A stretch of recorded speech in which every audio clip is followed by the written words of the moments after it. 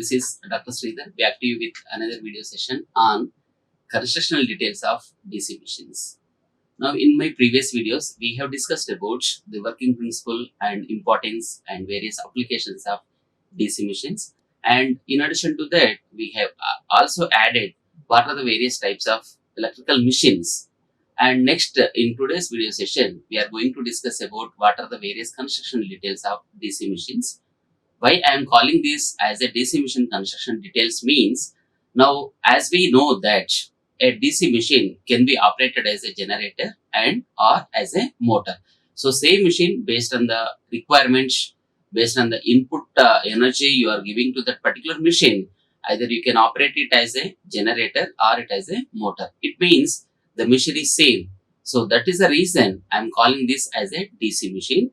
And the construction details of DC machine means, if you could see the cross-sectional view of this DC machine, we can find various components like what is the yoke and brush axis, various brushes, field poles, main field axis, armature conductors, armature core, and various field windings. And why the field poles are in different shape, and what is the material it is used to construct the yoke, what is the importance of the yoke, in what way the yoke it will be useful for us, and what are the basic properties of the yoke. Similarly, not only yoke, it will be extended for various components of DC machines. Now we will see part by part and what is the purpose, whatever the special properties of that material it is used to construct that part, and what is the conductor shape, in which one is better for optimizing the size of DC machines, etc., etc. We are going to discuss in today's video session. See, the major components can be classified as yoke, or that is nothing but the mechanical body. It surrounds the total DC machine.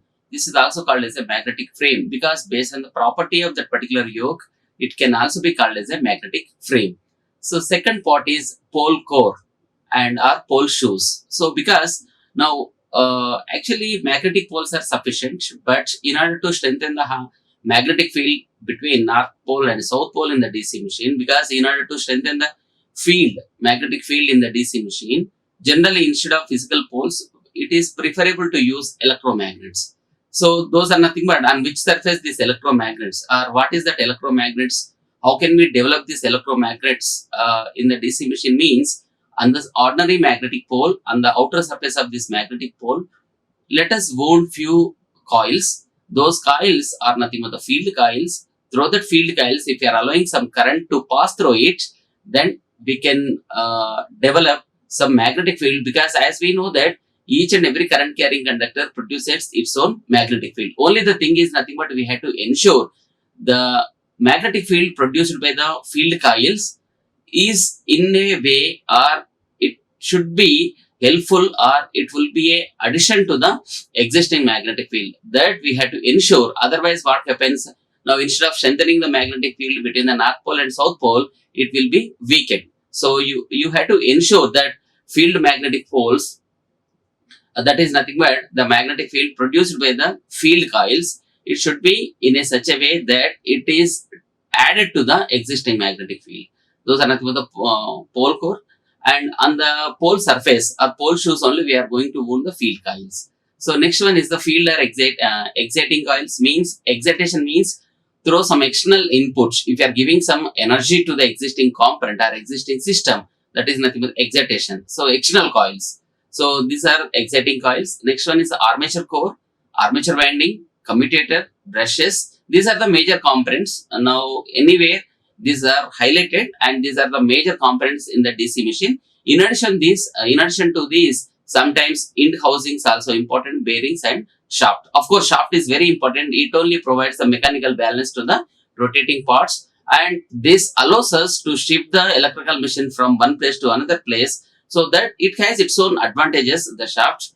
But whereas if you are talking more in depth about the design considerations, these bearings and end housings are also very, very important. End housings are very important in especially in the view of air ventilation. So these are the various cutaway views of a DC motor.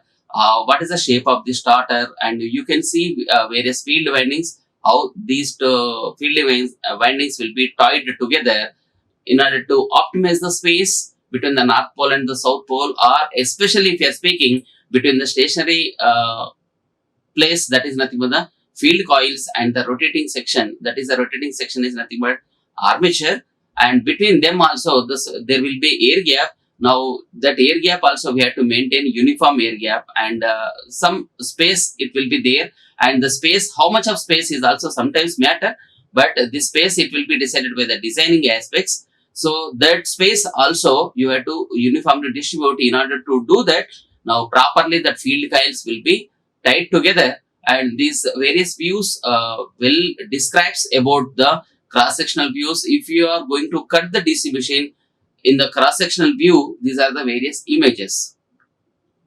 And these are the armature coil, where armature coils will be placed, and non-moving coil, etc., etc. Anyhow, here from this simple slide, it is very important that what about the starter? Starter and rotor are widely used in the three-phase machines, but sometimes we can also use this concept for single-phase machines or DC machines as well.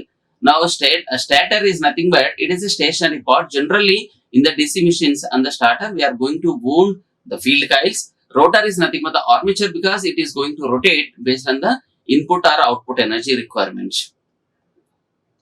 So if you are speaking, the DC machine looks like this, and various components are also clearly we have marked here: bearings, brushes, and commutator, brush holder. Of course, it is important, but brush is enough for. So next one is a body, or that is nothing but yoke and hind housings, shaft, armature, field core, field windings, and armature windings or armature coils. So this yoke, now this is the front view. If you could see from the yoke perspective, now this looks like, now what could be the shape of the shaft, and what is the armature, whatever the yoke, how that electrical energy will be given to the field windings, and whatever the field pole, whatever the shape of this field pole, and how this yoke looks like. All these things can be, we can see from this simple slide. And now coming to this actual part, whatever the magnetic frame or yoke, the outer cylindrical frame to which main poles and the interpoles are fixed, and by means of the machine is fixed to the foundation, is called yoke. Now this yoke is nothing but, in the simplest way we can also put in this direction, that yoke is nothing but it is a mechanical support. It will be offered to the internal parts of the electrical machine, on which we are going to place various magnetic poles and interpoles and various physical components, those are attached to the frame. Now this is nothing but basically it offers majorly two functions. Now it serves two things, that is, it provides mechanical protection to the inner parts of the machines. Just now also we have discussed about this. It provides a low reluctance path for the magnetic flux. This is a very, very important thing, because North Pole and South Poles, those are fixed on the yoke only, but into the internal side, not to the external of this yoke. Into the internal of this yoke, now you can find plenty North Pole and South Poles based on the requirement. Suppose if you are taking the 4-pole DC machine, so 2 of them may be North Pole, 2 of them might be South Pole. If it is a 8-pole DC machine, based on the number of poles requirement, half of them will be North and half of them will be South. So in that cases, all this, how these North Pole and South Pole will be fixed in the DC machine means, those will be bolted to the yoke into the internal side, not to the external side.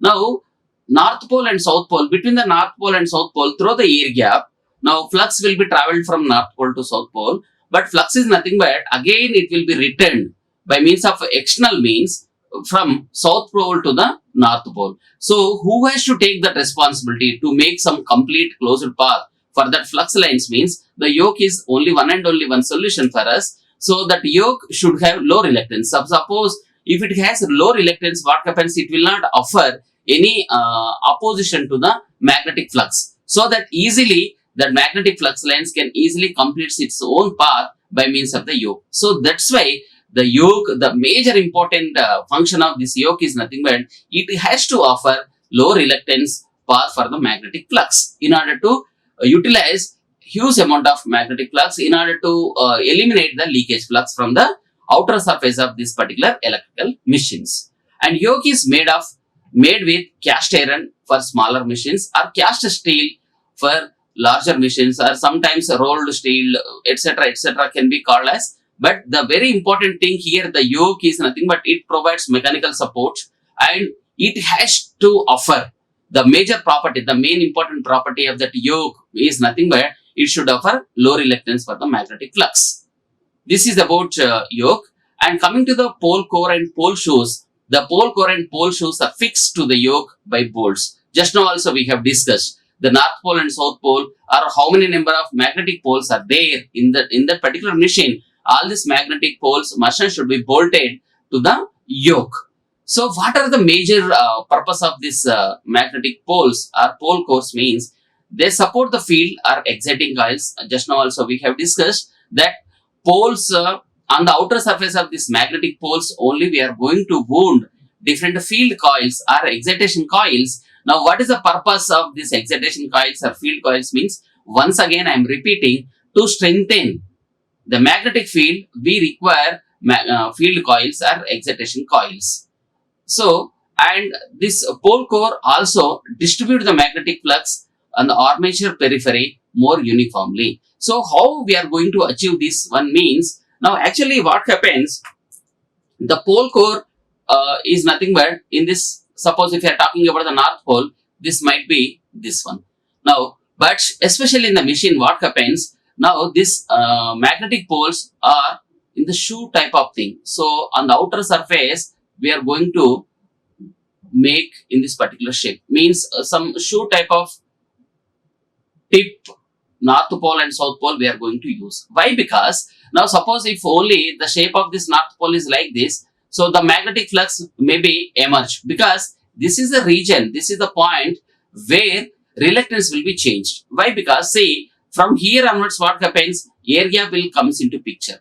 Now up to this what happens, this is nothing but the flux lines is nothing but it is traveling in the magnetic pole. So the reluctance of this magnetic pole might be different definitely from the air gap.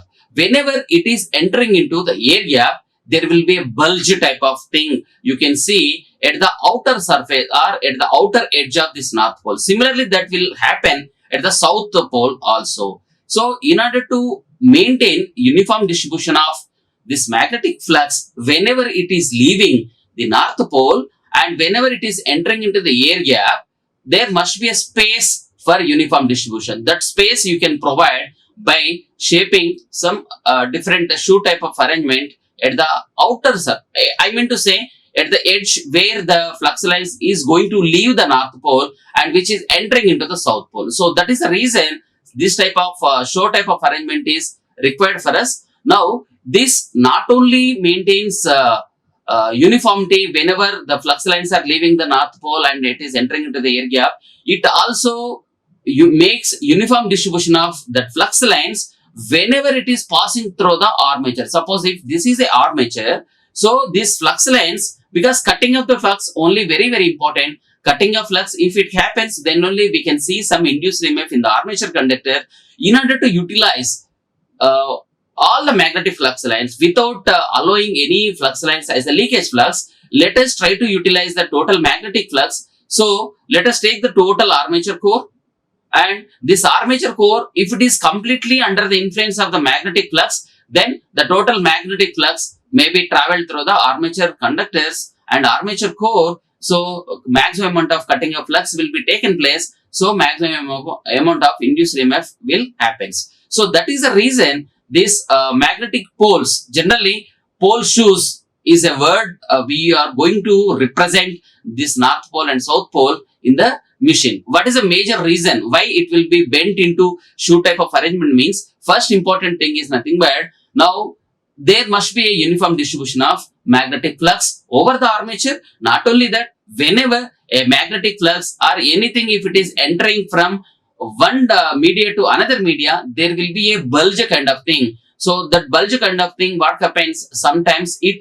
also encourages leakage flux. Sometimes what happens, we may not utilize the 100% of flux very effectively. So that's why let us provide, let us increase the surface area of this north pole or that particular magnetic pole, so that whenever the flux is try to leaving the magnetic surface to the air gap, Now, if the area, sufficient area is available, then the magnetic flux may be uniformly distributed. That is a major reason that shoe type of arrangement is required. That is a very, very important point.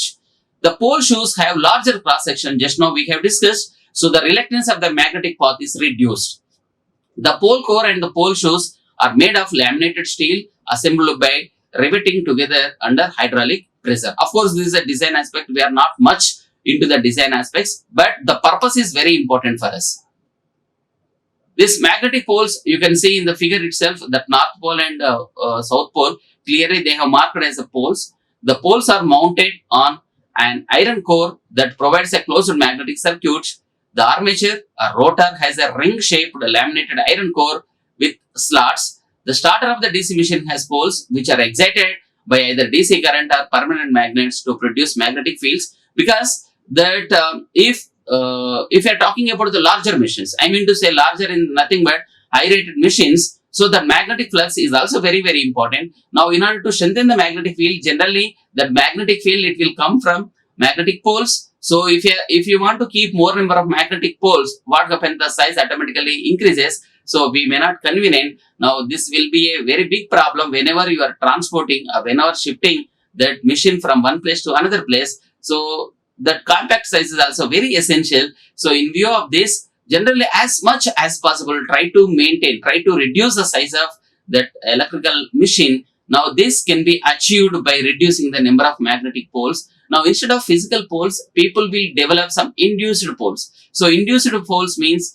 these are the magnetic poles only, but fictitious poles, because in these fictitious poles are magnetic induced poles, we are going to make use of the concept of every current carrying conductor produces its own magnetic field. So we are going to use that particular concept to induce or to replace the physical poles by inducing some of the magnetic poles inside the machine. So coils with several turns are placed in the slots. The distance between the two legs of the coil is about 180 electrical degrees. This is a very important, because whenever one coil is under the influence of the North Pole, now another side of that particular coil must and should be under the influence of South Pole. So whatever the distance between North Pole and South Pole, 180 electrical degrees. That's what the statement refers. Now field or exciting coils. Field coils or exciting coils are used to magnetize the pole core. This is already we have discussing about this particular statement. Okay, enabled copper wire is used for the construction of these coils. When DC current is passed through these coils windings, it sets up magnetic field which magnetizes the pole core to the required flux. Now here, one of the important point here, it is just now also we have discussed that this North Pole, if you could say, this is nothing but the shape of this, right? Now here we are going to place different field coils. These are the crossed ones. So for this magnetic field coils also, this pole shoe will provide some mechanical support. That's also one of the important objects. Now this produces this pole type of, this two type of thing, and along with these field coils, now try to uniform field in the narrow area, it can be achieved. This is the meaning of this. And here also it is clearly represented that this North Pole, you can see some this bending type or shoe type of arrangement, whereas at the South Poles also you can see some shoe type of arrangement. Now this coil windings, armature coil windings and field coil windings also you can see here. And the ripple means some filtration is required, can be further reduced by the use of cylindrical iron core and by shaping the pole pieces. This is also very, very important thing. And coming to this armature core, armature is a rotating part of the DC machine. Reversal of flux takes place, so hysteresis losses are produced. So there are two types of magnetic losses. Whenever you are talking about the magnetic flux lines and magnetic fields, whenever the magnetic flux is passes through a rotating conducting cylinder, then there will be a chance of two different types of losses, which is nothing but the hysteresis loss and eddy current loss. Hysteresis loss will be one of the major cause and non-uniformity property of any magnetic circuits. So you have to eliminate these losses. Otherwise, what happens that core, because this armature core is always it is under the influence of the magnetic flux. Whenever this armature core is rotating in a particular direction, along with the shaft, along with that mechanical input power we are giving as an input to the electrical machine, especially in the DC generator. With the shaft speed, that armature also rotates. Once that armature rotates, now that conducting cylinder is also rotating, and which is under the influence of the magnetic field. So there may be a chance of an induced EMF. That induced EMF will circulate, or it will be flown in the armature core, which also leads to damage of the armature. Like suppose whenever this induced EMF we can see, and the armature core is short circuited by itself because it is a solid cylinder. Now there may be a chance of flow of some hysteresis current or eddy currents. Now because of this flow of these smaller currents, of course these currents are very small, but this also leads to a temperature rise. Now once the temperature rises, now on the cylinder outer surface only we are going to place various armature conductors. Without armature conductor against to the armature core, there will be insulation. Now when the temperature of this armature core increases, there may be a chance of damage of insulation between the conductors, armature conductors and the armature core. Once it happens, then our total armature may get damaged. It may completely burns out. So in order to overcome this, as much as possible, try to eliminate or try to reduce these hysteresis losses and eddy current losses. That's what we are going to discuss here. Now, to minimize this loss, silicon steel is used for the construction. So this is a very important point. 5% silicon, exactly if you are speaking, 5% silicon steel is essential, and this is used. Suppose if this material is used to construct the armature core, now considerably the hysteresis losses will be eliminated. The rotating armature cuts the main magnetic field. Therefore, an EMF field is induced in the armature core. This EMF circulates eddy currents in the core, which results in eddy current loss in it. The armature core is laminated because now if you could provide some space, or if you are allowing some current to flow inside it, now eddy current losses will be eliminated. So in view of this, what happens? The total core, the total armature core, we are going to make into different laminations. So what happens? The current is instead of having larger magnitude, that current it can be reduced to a very smaller value. So which is nothing but eddy currents. So like this, laminated core considerably reduces the eddy current losses. See, in addition to that, armature core also serves the following purposes. It houses the conductors in the slot. It provides an easy path for the magnetic flux. Next, this armature windings. Now it is clearly shown whatever the shape of this armature windings. Now exactly in what shape these armature windings are going to place. Now these armature windings are placed in some twisting manner in order to overcome the difficulty of moment of inertia of that particular body. Generally armature conductors are represented like twisted manner. So instead of horizontal thing, generally it will be placed in a twisting manner. This is very important here. Now the number of conductors in form of coils placed in the slots of the armature and suitably interconnected are called winding.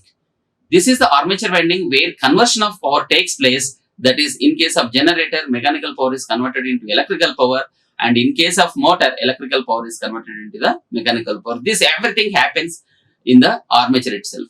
Depending upon the types of interconnection of coils, the winding can be classified into two types. This is a very, very important thing: lap winding and wave winding. Sometimes, in addition to this lap winding and wave winding, frog leg winding is also very, very important. But nowadays, people are concentrating on frog leg winding only. But on the lap winding and wave windings are nothing but the traditional windings. Now, just for a break, let us talk about what about the various windings. Now, these windings can be classified into armature windings, because if the windings are placed in the armature section, those windings are armature windings. Now, in the field windings or in the field section, if you are utilizing the windings portion, those are called as the field windings. Next, armature windings are nothing but there are two types: wave and lap, and sometimes frog leg is also. So, wave is nothing but number of parallel paths. Armature parallel paths are nothing but the 2. And in the lap winding is nothing but this is equal to, for a simplex winding, if you could see that C is nothing but the armature parallel paths. Now current paths, I mean to say current paths. Now for a lap winding, A is equal to P. For a simplex winding, A is equal to P means C is equal to P. A or C is nothing but these are used to represent the parallel paths, and P is nothing but the magnetic poles. So how many number of magnetic poles are there? That many number of armature parallel paths will exist in the lap winding for simplex winding. Of course, simplex winding is enough at this moment. Now this is nothing but the duplex winding. This is 2p. Suppose for triplex winding 3p, like that. And field windings are nothing but, again there are two different types of field windings based on the excitation you are providing. How you are exciting that field windings is very, very important, because field windings are nothing but through that field windings, through that particular winding, you have to allow some amount of current to flow. So because of that, based on the supply you are providing for the field, these field windings are classified into two. One is a self-excited, next one is a separately excited. Again in the self-excited also, now what about the connecting? How this field winding in the self-excited is connected with respect to the armature also matters here. So based on this orientation, there are again three more classification is there. One is the shunt, series and compound. These are the various distribution of windings here. Now first thing is, if you are talking about the lap winding, now this is very important that this lap winding is used for low voltage and high current applications. Now wherever a machine is required to operate that machine at the low voltage and at high currents, this lap winding is highly essential. Now if machine has P number of poles and Z number of conductors, then there will be P number of parallel paths. That is nothing but armature parallel paths are equal to number of magnetic poles. This happens in the lap winding. So, and each path will have Z by P number of conductors in series. So suppose if there are Z number of conductors are there, and if all the Z number of conductors have been distributed into P number of parallel paths, then in every parallel path, how many number of conductors will be there? So that is nothing but the Z by P, and all the Z by P conductors are connected in series. That is the intention of this lap winding here. And one important point we have to remember, that it will be used for low voltage, high current applications. Where the machine is used for this, then preferably that armature, it will be wound for lap winding. The orientation also clearly we have given here. And next one is wave winding. The important point where it will be used, that is nothing but high voltage and low current. Where the voltage, if you want to raise, it means it is very clear that all the number of windings are connected in series. So what happens? So series connection is added together to increase the voltage. So that's why this wave winding is used for high voltage and low current windings. And again, how many number of conductors will be takes place in every path means, if the machine has Z number of conductors, there will be only two parallel paths, and each parallel path will have Z by 2 number of conductors. All the Z by 2 number of conductors will be connected in series. So how many parallel paths you can see in wave winding means only just 2, irrespective of number of magnetic poles the machine is having. So next one is frog leg winding armature. Suppose if this type of armature is taken, so it is a combination of lap and wave, and this is widely used in the practicals nowadays, designed for use with moderate current and moderate voltage, because lap winding low current, low voltage and high current, and wave winding is nothing but the high voltage, low current, but moderately. Now for larger voltage, larger currents, or moderate voltage, moderate currents, this type of windings are highly used. Windings are connected in series, and some of them also connected in parallel. Both series and parallel connections is possible in the frog leg connection. Mostly large DC machines are using this frog leg wound type of armatures only. Coming to the commutator, it is the most important part of a DC machine, because now, as we discussed in our previous videos, that commutator, if in the absence of the commutator, in the absence of slip ring, now either it may be a DC generator or AC generator, it is always produces alternating voltage only. Across the armature, always either it is a DC machine or AC machine, whatever it may be, the voltage across the armature conductor is alternating quantity. But especially if you are talking about the DC generator, in the DC generator, the voltage must and should be DC voltage. So we require a rectifier kind of thing, that is nothing but that we can achieve with the help of slip rings. So which is nothing but it is commutating a commutator which converts AC to DC. So that's what the major purpose of it serves in the following purposes. The rotor coils are connected in series through the commutator segments. Yes, because a collection of induced EMF from the armature to the commutator segments is required, which is nothing but the slip ring, because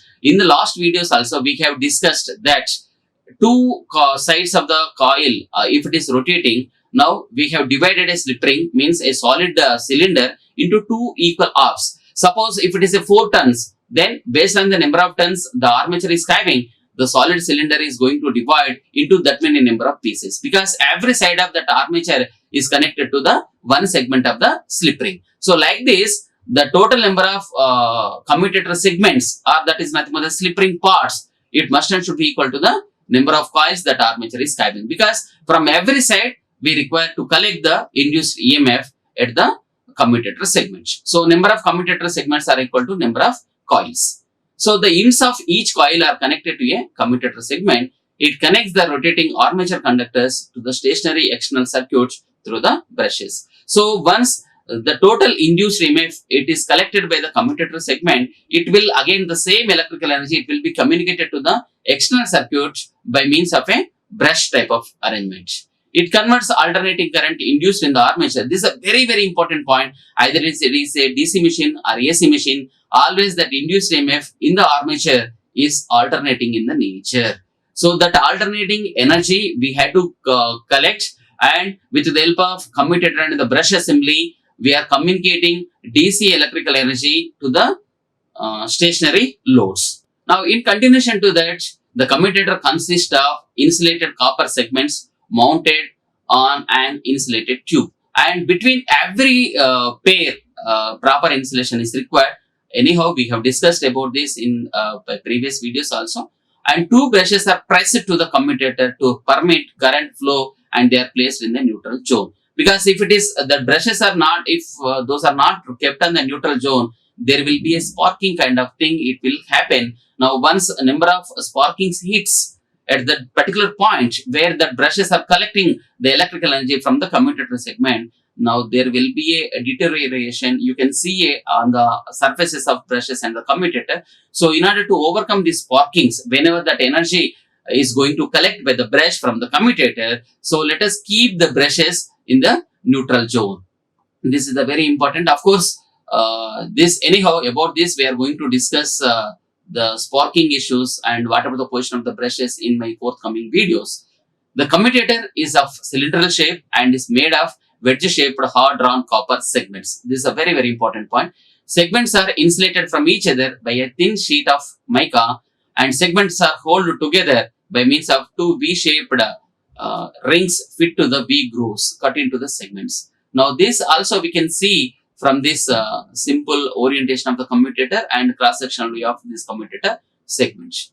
And brushes, anyhow, we have discussed much about this brush. Brushes are made with high-grade silica carbon. This is whenever it is collecting some of the electrical energy from the commutator segment, definitely there will be a drop. Generally, the standard voltage drop at the brush, whenever that electrical energy is going to collect with the brush from the commutator segment, is on an average 1.5 volts. Roughly, if you are speaking, there will be a drop from 1 to 2 volts per brush. So this is the thing. They form the connecting link between the armature winding and the external circuit. Suppose if the brush is not there, then our stationary load is not able to collect the electrical energy from a rotating armature. So our stationary load has to revolve at the same speed how the rotor is going to rotate. So that is the reason we require a media who will communicate that electrical energy, collecting it from the rotating section and communicate it to the stationary thing. So our brushes will do that job. So the brushes are held in a particular position around the commutator by brush holders, especially in the neutral zone they are going to place. Now, end housings are there. They are attached to the ends of the main frame and support bearing. The front housing supports the bearing and the brush assembly, whereas the rear housing supports. Here, this is end housings are also very clearly, these are marked. And one important thing we have to remember that now there will be a ventilating kind of things we have to provide. And clearly, if you could see any practical machine, we can see that also some duct kind of things, it will be arranged. So the outermost shell, it will be made such that there will be a flow of air into the armature or into the field windings, because whenever there will be ventilation of air, whenever that air is penetrating into the internal parts, Now there will be a carriage of energy will takes place, so that the total internal parts will be cooled. So with this, whenever air is passing into the armature, passing into the field windings, or passing into that particular machine, so the temperature will be brought to a lower value. So this is one type of cooling agent or cooling media. Now bearings, now the function of the bearing is to reduce the friction between the rotating and the stationary. Everybody knows that, and we also practically experienced and we know much about this particular bearings. These are fitted in the end housings. Generally high carbon steel is used because the material is very, very important. What type of material is going to use to construct the particular part is very, very important. And last one is shaft. The function of shaft is to transfer mechanical power to the machine or from the machine. So based on, suppose if you want to see that machine as a generator, now how that mechanical energy is going to give to that particular machine. So by means of a shaft. Suppose if it is a motor, how that generated mechanical power from that machine is going to transmit it to the external circuit, means again shaft is the major thing. So shaft is made of mild steel with maximum braking strength. Because of the shaft is the device major component is going to provide some mechanical support, mechanical especially balancing to the whole machine. All the rotating parts like armature core, commutator, cooling fan, etc. are key to the shaft. All these things will be fitted to the shaft only. So these are the major components. These are the major parts we can see in the cross-sectional view of the DC machine. And I hope you enjoyed this video session. For any comments, you please keep on posting suggestions and comments, etc. Thank you for watching this video. Thank you. Like, share and subscribe. Hit the bell icon for more updates.